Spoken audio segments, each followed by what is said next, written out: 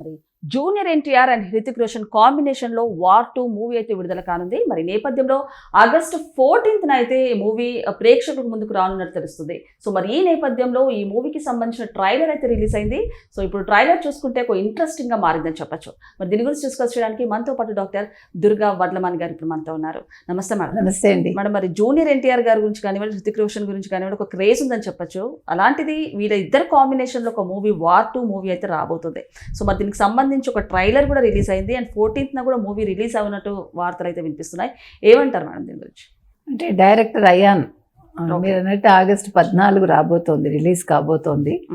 ఈ సినిమా మీద చాలా అంచనాలు ఉన్నాయి. 2 క్యారెక్టర్స్ మీరు చెప్పినట్టు ఒకళ్ళు హృతిక్ రోషన్, ఇంకొకళ్ళు జూనియర్ ఎన్టీఆర్. అయితే ఇక్కడ ఈ సినిమాలో ప్రత్యేకత ఏంటంటే ఇద్దరు కూడా వార్ అంటే సైనికులే.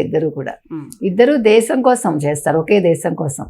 ఇది దేశభక్తిని నిరూపించుకునే పాత్రలా ఏంటి అనేది మనకి లాస్ట్ లో కానీ రివీల్ కాదేమో, మనకు తెలీదు. అయితే ట్రైలర్ చూస్తే కనుక అయితే మీరు అయాన్ ఇద్దరు పాత్రల మీద దృష్టి పెట్టారని తెలుస్తుంది. సో ఆ పాత్రల గురించి వాళ్ళు చెప్పుకున్న పాయింట్స్ ఏంటంటే మనం కనుక చూసామంటే చాలా బాగుంది. ఇదైతే వినటానికి మీకు ట్రైలర్లోనే అంటే ఆ కట్ చేయడమే చాలా బాగుంది అనమాట, చాలా ఆసక్తికరంగా. ఫస్ట్ హృతిక్ రోషన్ చెప్తున్నారు, నేను ప్రమాణం చేస్తున్నాను, నేను నా పేరుని, నా గుర్తింపుని, నా ఇంటిని, కుటుంబాన్ని అన్నింటినీ వదిలేసి ఒక నీడగా మారిపోతాను. ఒక ఊరు పేరు లేని, రూపం లేని నీడలాగా మిత్రులైనా సరే ఆప్తులైనా సరే పట్టించుకోను.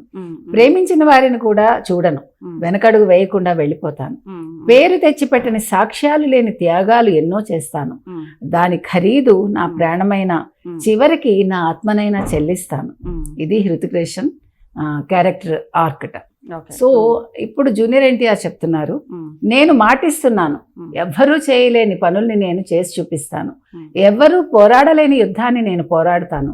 మంచి చెడు, తప్పు ఒప్పు, పాపం పుణ్యం అనే ప్రతి గీతని ఆలోచించకుండా దాటేస్తాను. ఇప్పుడు నేను మనిషిని కాదు, ఒక ఆయుధాన్ని. యుద్ధంలో ఆయుధాన్ని చస్తా లేదా చంపుతా. ఇది ఎన్టీఆర్ క్యారెక్టర్ ఆర్కట. ఇక చివరిలో మీకు ఏమవుతుందంటే కాన్సెప్ట్ పాయింట్ ఏదైతే ఉందో దాన్ని అశుతోష్ రాణా పాత్ర రూపంలో రివీల్ చేశారు డైరెక్టర్.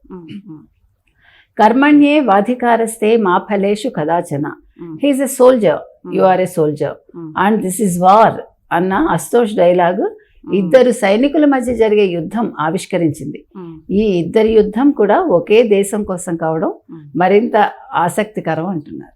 సో అంటే 2 క్యారెక్టర్స్, ఒకళ్ళు నేను పాపం పుణ్యం మంచి చెడు ఇవేవి పట్టించుకోను, నేను వెళ్ళిపోతాను, ఒక ఆయుధంలాగా వెళ్ళిపోతాను అని మీకు జూనియర్ ఎన్టీఆర్ మాట చెప్తుంటే, అటు సైడ్ అతను నేను ఏది పట్టించుకోను, నాకు ప్రేమ లేదు, మరొకటి లేదు, నేను ఒక నీడలాగా మారిపోతాను అనేది అతను. ఒక నీడ, ఒక ఏమనాలి స్వోడము మేబీ.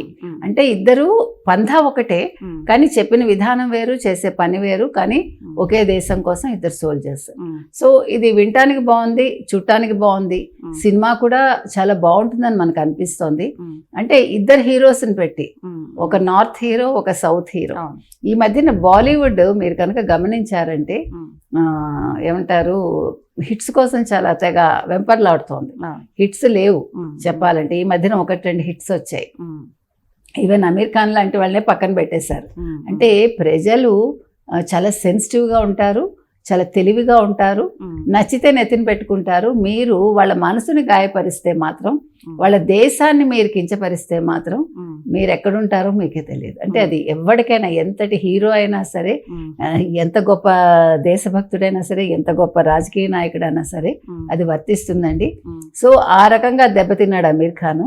కాబట్టి మాట అనేది ఎంత పదునో, మాట అనేది అంటే దాని పవర్ ఎలా ఉంటుందో మనకి అమీర్ ఖాన్ సినిమాలు చూపించాయి. అంటే అమీర్ ఖాన్ మాట్లాడిన ఒక మాట ఆయన జీవితాన్ని తలకిందులు చేసింది. మనకి నచ్చకపోతే మనం ఆ భూమి మీద ఉండక్కర్లే, మనం వేరే చోటకి వెళ్ళిపోవచ్చు. మనం అక్కడ అన్నం తింటూ, అక్కడ బతుకుతూ, అక్కడ సంపాదించుకుంటూ ఆ ప్రదేశాన్ని తిట్టడం అనేది చాలా తప్పు. ఎవరైనా సరే మనకి నచ్చినప్పుడు మనం వెళ్ళిపోవచ్చండి, ఎవ్వడు మనకు అడ్డు చెప్పడు. కాకపోతే ఏంటంటే ప్రజలు వాళ్ళు చాలా తెలివిగా ఆలోచిస్తారు, తెలివిగా నిర్ణయాలు తీసుకుంటారు, తెలివిగా వాళ్ళు సినిమాలు చూస్తారు. కాబట్టి ఇది ఎందుకు చెప్తున్నానంటే, ఒక సౌత్ నార్త్ ఇవాళ ఒక చోటకు వచ్చి, గతంలో కూడా సౌత్ హీరోయిన్స్ నార్త్లో పనిచేశారు, చాలా గొప్ప పేరు తెచ్చుకున్నారు. కాకపోతే మేడం ఇంకొకటి అంతకుముందు చూసుకుంటే అంటే మన టాలీవుడ్తో కంపేర్ చేస్తే హాలీవుడ్లో కానివ్వండి ఒక బాలీవుడ్ ఒక మంచి ఒక పై స్థాయిలో ఉందని చెప్పొచ్చు. కాకపోతే ఇప్పుడు చూసుకుంటే కనుక సీన్ రివర్స్ అయిందంటే ఎక్కువ తెలుగు వాళ్ళతోటి కానివ్వండి తెలుగు సినిమాలు చేయడానికి కూడా చాలామంది బాలీవుడ్ హీరోస్ అయితే మొగ్గు చూపిస్తున్నారు. ఏమంటారు మేడం దీని గురించి? అంటే అదే కదా వాళ్ళు ఏం చెప్తున్నారు ఇవాళ, అంటే తెలుగు ప్రేక్షకులు మీకు సినిమాలు చాలా తెలివిగా చూస్తున్నారు. వాళ్ళు ఇప్పుడు ఏ రేంజ్కి తీసుకెళ్లారు, మంది 1000 కోట్ల పైనే మన సినిమా రేంజ్. అది మీకు మనం చాలా మీరు అన్నట్టు బాలీవుడ్ని ఎప్పుడో మించిపోయాం. అంటే బాలీవుడ్డే సినిమా అంటే అనుకునే స్టేజ్ నుంచి లేదు టాలీవుడ్దే సినిమా అంటే టాలీవుడ్ని మనం అనుసరించాలి అని వాళ్ళ ఒక బాలీవుడ్ అనుకుంటోంది, ఒక కోలీవుడ్ అనుకుంటోంది కదా, ఒక శాండల్వుడ్ అనుకుంటోంది. నష్టం లేదు. ఈరోజు సినిమా అంటే ప్రపంచవ్యాప్తంగా తెలుగు సినిమా, తెలుగు డైరెక్టర్లు, తెలుగు నటీనటులు. సో మనం అభినందించుకోవాలి ఆ విషయంలో. ఎట్ ద సేమ్ టైం మనం పొంగిపోకర్లా, దాన్ని నిలుపుకోవాలి. సో ఇవాళ ఆ క్రమంలో వాళ్ళు మన హీరోలతోటి పనిచేస్తున్నారు. ఒకప్పుడు ఇందాక నేను చెప్పినట్టుగా మనకి వహీదా రెహమాన్ ఆవిడ తెలుగు, ఆవిడ మీకు తెలుసు, అంటే తెలుగు దేశంలో పుట్టారు, తెలుగు మాట్లాడతారు. జయప్రద జయసుధ కూడా చేశారు. తర్వాత భానుమతి గారు చేశారు. ఫస్ట్ భానుమతి గారే మనం ఎన్నిసార్లు చెప్పుకున్నా ఫస్ట్ పాన్ ఇండియా చేసింది ఆవిడ సొంతంగా ఆవిడ నిర్మించారు. She was a director, she was a producer, she was an actor. So అన్ని ఆవిడే. ఎక్కడ మీకు ఆ రకంగా ఏ ఇండస్ట్రీలోనూ లేనట్టుంది. So she was the first person like that, act చేయడం, పాడడం, నటించడం, వాట్ నాట్. సో అంటే తెలుగు వాళ్ళంటే అంత గర్వకారణం. కాకపోతే గుర్తింపు అనేది మనకి చాలా లేటుగా వచ్చింది. తెలుగు వాళ్ళకు ఉండే ఒక మైనస్ ఏంటంటే వాళ్ళని వాళ్ళు ప్రొజెక్ట్ చేసుకోరు. మనం ఎంతసేపు పక్కవాడిని పొగుడతాం, పక్కవాడిని ఎత్తుని పెట్టుకుంటాం, మంది మర్చిపోతాం. అంటే మన గొప్పతనాన్ని మనం వ్యక్తీకరించాం. కానీ ఇప్పుడు వ్యక్తీకరించాల్సిన ఆవశ్యకత వచ్చిందండి. This is the right time. మనం ఇంకా ఎలివేట్ చేసుకోవాలి. ఇంకొకటి మీరు తెలుగు అన్నారంటే ఒక మాట గుర్తొచ్చింది. అంటే ఆనంద్ మహీంద్రా గారు మార్కెట్లో ఒక మహీంద్రా వెహికల్స్ అయితే దానికి సంబంధించిన ఒక యాడ్ కూడా తెలుగులో పెట్టారు ఆయన. అంటే విధిని మార్చుకోండి, ట్రక్ మార్చండి, మన జీవితాన్ని మార్చుకోండి అంటూ కూడా తెలుగులో పెట్టారు. దానికి సంబంధించి ఏదైతే అంత టాప్ మోస్ట్ వ్యాపారవేత్త కూడా తెలుగులో యాడ్ పెట్టడం నిజంగానే చాలా మందిని అట్రాక్ట్ చేసింది. అలాగే నారా లోకేష్ గారు కూడా అప్రిషియేట్ చేశారు. అంటే ఒక టాప్ మోస్ట్ అయ్యుండి కూడా తెలుగులో పెట్టడం అంటే నిజంగానే ఏ విధంగా చూడొచ్చు అంటారు? ఇక్కడ 2 అంశాలండి. మీకు తెలుసో లేదో, మీరు అప్పటికి పుట్టారో లేదో కూడా నాకు తెలియదు.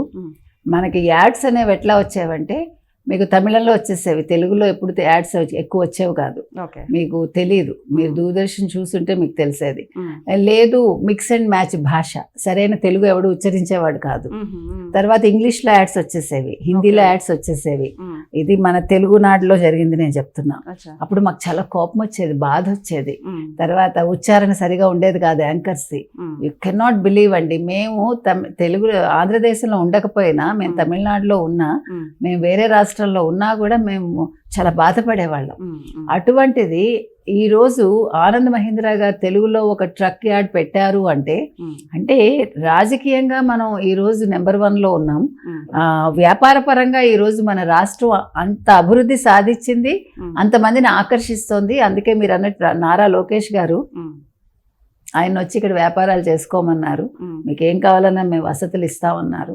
అంటే దీన్ని బట్టి మీకు ఏం అర్థం అవుతుంది?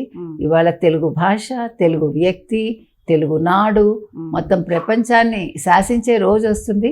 ప్రపంచాన్ని ఆకర్షిస్తోంది. అందుకే అందరూ కూడా మన దగ్గరికి వస్తున్నారు. మనం ఒక చోటుకి వెళ్లాల్సింది పోయి మన మేధ వాళ్ళని మన దగ్గరికి రప్పిస్తోంది. Okay madam, thank you.